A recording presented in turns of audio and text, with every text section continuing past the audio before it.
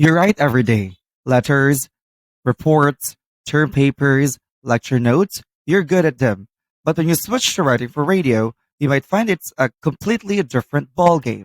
Why? Because when you write for print, you're writing for the eye.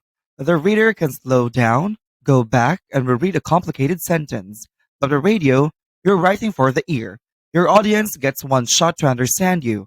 If you're confusing, they're gone. Good morning, good afternoon, and good evening, everyone. I am Kanal Bindi Poralan, a Master of Development Communication student. Today, we dive into Module 12.4, Writing for the Ear as well as for the Eye. When you sit down to write for radio, you have to keep two things in mind. It's not just about the final product that listeners hear. We call this principle number one, write for the ear as well as for the eye. Your script isn't just a recording guide, it's a document for a whole team. Someone has to read it. That means your words must be easy to say for the voice talent and easy to read on a page for the director and producer. The result of this dual focus, a script that's professional, error free, and most importantly, easy to listen to. Always check your words for how they sound and how they look. One of the easiest ways to improve our communication is to simply use shorter and more common words. They are quite frankly easier to understand. Let's look at a few examples. Instead of proliferation, why not just say spread? Instead of merchandise, we can say goods. Necessitates becomes needs, and purchase is simply buy. The benefits of this approach are clear and numerous. When we use plain language, we achieve quick understanding, which leads to a wider audience reach. For those of us concerned with online visibility, it also contributes to better search engine ranking, or SEO. Ultimately, it improves our credibility and demonstrates strong business value. It's about being clear, concise, and effective.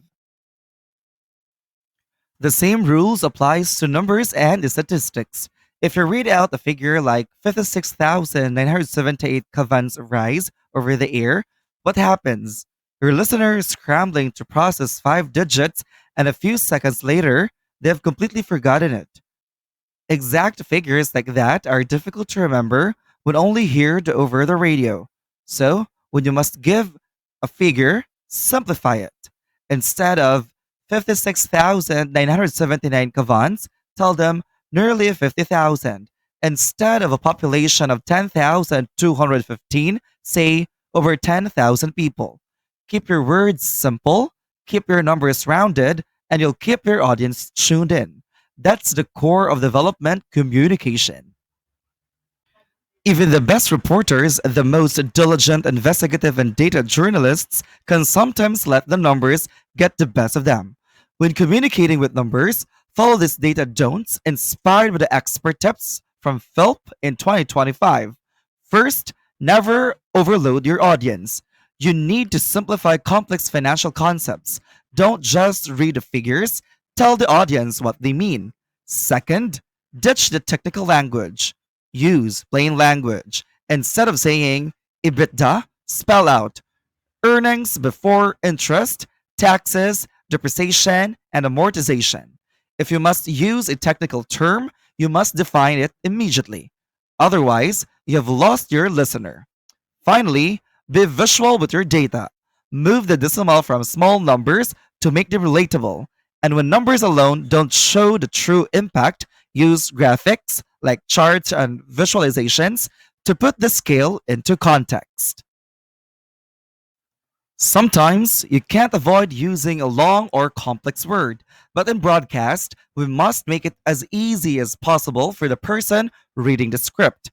When complex or long words are necessary, use a hyphen to separate the prefix from the stem word. This breaks up the word visually, making it easier to read at a glance, reducing the chance of mispronunciation or hesitation. For example, write re with the hyphen confirm instead of the solid reconfirm. Write on with hyphen unintentionally instead of unintentionally. It's a small hyphen, but it makes a huge difference in the flow and clarity of the spoken word. We've talked about simple words and simple numbers. Now let's talk about the structure of your script itself. This is often where even experienced writers slip up. Look at this slide. The rule is simple but crucial. Avoid using the same or similar phrases several times on the same page. Why? Because when a voice talent or even you are reading a script aloud, your brain is looking for patterns. If you write a series of sentences that all begin with the exact same structure, like the example here, it is dangerous to, your eyes can accidentally skip over entire lines of copy. Imagine the voice talent is in the middle of a fast paced public service announcement they read. It is dangerous too in the forest. It is dangerous too with them. You've just lost a key piece of information. The audience is confused, and you have wasted airtime. The solution is to vary your sentence structure. Instead of repetition, introduce a change of pace. Mix up your verbs, start one sentence with a time, the next with a noun. Don't make your script a series of bullet points that sound identical. Make every line distinct. This ensures two things. First, the voice talent is forced to read every word, and second, your message comes across as clear, dynamic, and professional. Let's continue with a quick refresher on the tools that give a writing its rhythm and clarity. Punctuation. Think of these as the traffic signals for your reader. We all know the basics. A period marks the end of a thought, a clean stop. A question mark signals that we're asking for information, and the exclamation point, that's for stress and emphasis. Use it carefully. You don't want to shout out all the time. But let's look at a few of the more complex ones. First, the semicolon. This mark is perfect for connecting two complete but closely related thoughts. You use it between major clauses that you don't separate with coordinating conjunctions like for, and, or but. It's a pause that says, I'm done with the thought, but the next one is my close cousin. Next, the colon. A colon is your introduction.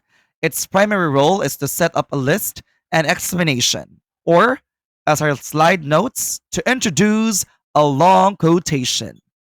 It creates anticipation, signaling to the reader what follows will elaborate on what just came before.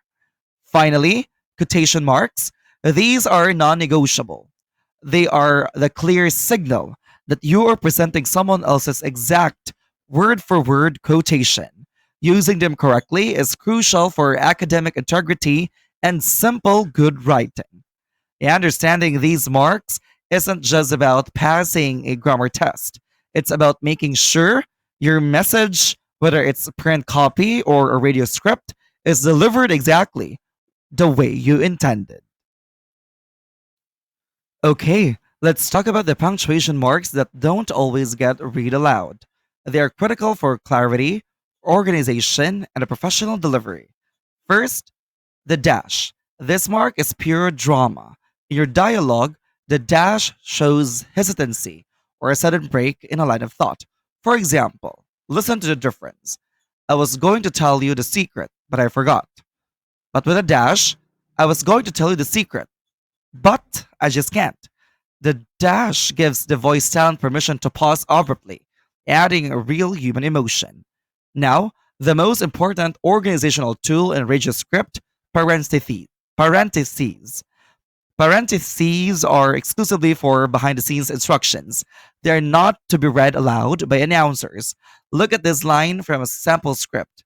Good morning. The weather is sound.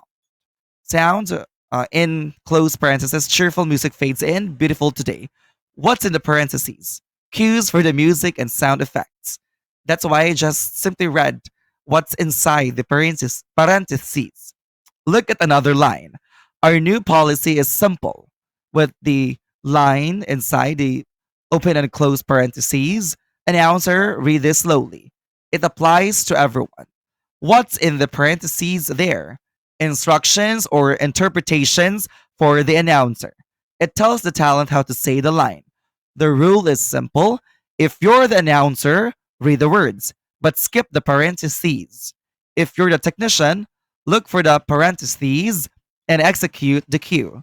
Mastering the use of these two marks is the sign of a truly professional radio script. We've reviewed the power of the period and exclamation point. Now, let's look at two marks that deal with pauses and omissions, the ellipses and the comma. First, the ellipses, three dots. This mark has a very specific job. It indicates an omission of words in a sentence. When you're quoting a long passage and you only need the key idea, you use the ellipses to signal to your reader, I've skipped some words here, but the core meaning remains. It allows you to shorten a widely block of text into a concise, powerful quote. For instance, a long mission statement might be condensed to our goal is to serve the community with dedication and professional integrity. That's the ellipses at work. Next, the omnipresent comma. This is the most frequently used and often misused punctuation mark. At its core, the comma indicates a separation of words, phrases, or clauses. It gives your reader a brief rest. The comma ensures that elements of a sentence, even if related, don't all run together in a confusing rush. Think of it as the breath mark in a piece of music. It's necessary for rhythm and comprehension. Without it, you get a run on sentence. With it, you get clarity, flow, and the precise meaning you intended. Let's conclude this by celebrating the hardest working mark on the page, the comma. It does so much more than just provide a short pause, it's the organizational champion of your sentence. The comma has seven major jobs, and we need to master them all.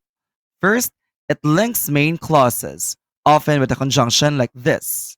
I wrote the script quickly, and the producer loved it. Second, it separates a series of items, giving the list clarity. We need bread, milk, and eggs for breakfast. Next, it sets off a parenthetical modifier, extra info that interrupts the flow. That reporter, which was due yesterday, is now late. Next, it indicates the person being addressed. Hi, John. Could you check the microphone? Another, it helps set apart an introductory phrase. If you want to succeed, you must practice every day. We also have here, it separates items in dates. The deadline is October 13, 2026. And the last one, it separates items in addresses. Send the package to Los Baños, Laguna, Philippines.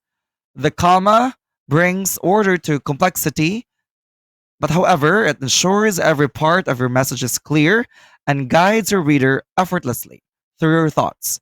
Use it correctly, and your writing will immediately sound more professional and authoritative. Let's finish up with a crucial practical tip for broadcast writing. Forget everything you learned in high school about the comma for a moment. In a radio script, the comma is a physical function. It is primarily your breath mark.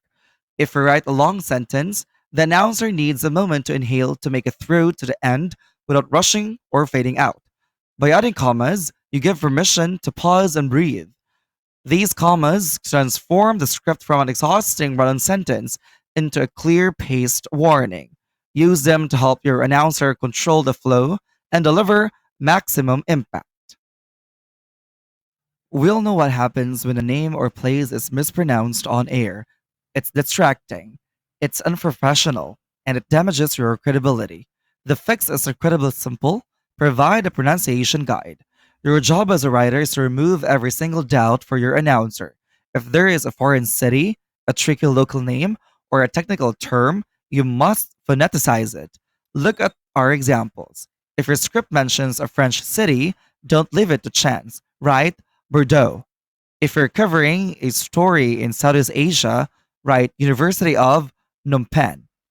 This simple gesture, taking the time to place a simple, clear, and phonetic guide right next to the word, will keep the broadcaster from mispronouncing words, names of persons, places, or things. This will ensure consistency, and you will sound professional, and you show respect for the names and places you are covering. Never assume, always guide. Thank you so much for watching the video. Feel free to ask questions for clarifications or any suggestions regarding the presentation. For now, I have here two discussion forum questions. You can simply provide your reply through the discussion forum. This has been Calvin D. Puralan. Thank you so much.